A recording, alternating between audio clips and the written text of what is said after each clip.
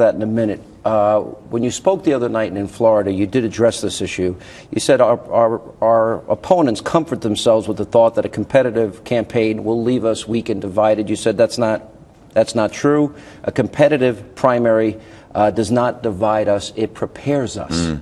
So in many ways, do you think that these debates, this battle back and forth, even as contentious as it has gotten at times, has been good for whoever the nominee is? If that's you, has this made you stronger?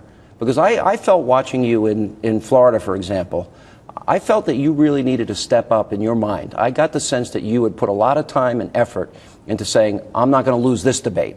I'm going to fight hard in these debates in Florida. And I thought in that sense, you know, Newt Gingrich might have helped you become stronger. It may sound a little strange, well, but there's no question, but a primary process, all of the debates, the give and take, it allows you to hone your message and prepare for the big contest with Barack Obama. The mistake I made in South Carolina was just focusing all of my effort on Barack Obama. And at the same time, my opponents were going after me and hitting me pretty hard, and I was standing above the fray, focusing that doesn't work, does it? You know what? It didn't work. And so we came to Florida, and I said, you know, enough is enough. If you're going to attack me, I'm going to respond, and I'm going to answer the attacks with truth. And if you don't like that, why, that's just the way it's going to be. Because this is what the general campaign is going to be. President Obama, the Democrats have already telegraphed what they're going to do. Republicans want dirty air and water. They want kids with autism, Down syndrome, and the elderly to fend for themselves. And by the way, I would assume if there was a Paul Ryan look-alike throwing Granny over the cliff, that there might be a nominee, Mitt Romney, throwing Grandma over the cliff before all said and done. Are you prepared for that? No. And how do you respond to such attacks that are so blatantly false? What is the strategy to deal with that? No, there's no question. You have to be prepared for that, and I am. And you've got to be able to fight. You've got to have the facts on your side. You've got to make sure the message breaks through. And I'm looking forward to debating President Obama, because when he, for instance, stands up and says, you're throwing the elderly over the cliff, and runs an ad like that, I'll say, shame on you, Mr. President. You're the only president in history that cut Medicare by $500 billion.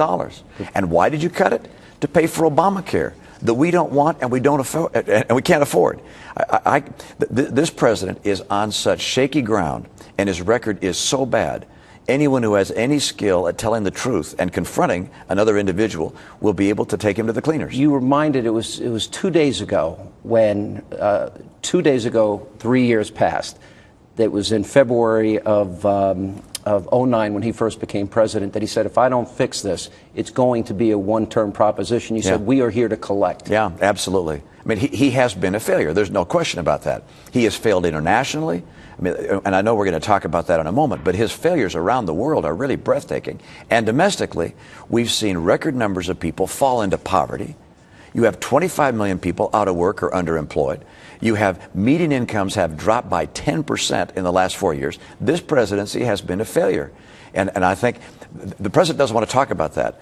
But in our debates, and I hope I'm the nominee, but whether I am or someone else is, we have to go after President Obama's failure. His record is the most fertile ground for us to point out why we need to change the direction in Washington. Would you like more debates than are probably going to be scheduled, usually two? One with the vice president, so it would be three. Would you like more? Of course. The challenger always wants more debates. I'd like to be able to debate the president as often as possible. His record will not sustain scrutiny. And going after him and pointing out, whether it's just in the United States or around the world, the fact that we have to dramatically change course in this country. The path he has put us on is a path of decline. It's hurting the American people. It's putting us in greater jeopardy, and our interests in greater jeopardy around the world. We have to change course. And beyond that, we've got to fundamentally restructure and rebuild the American economy and change the relationship between government, state, and citizen. Governor, stay right there. We're going to have more with Governor Mitt Romney.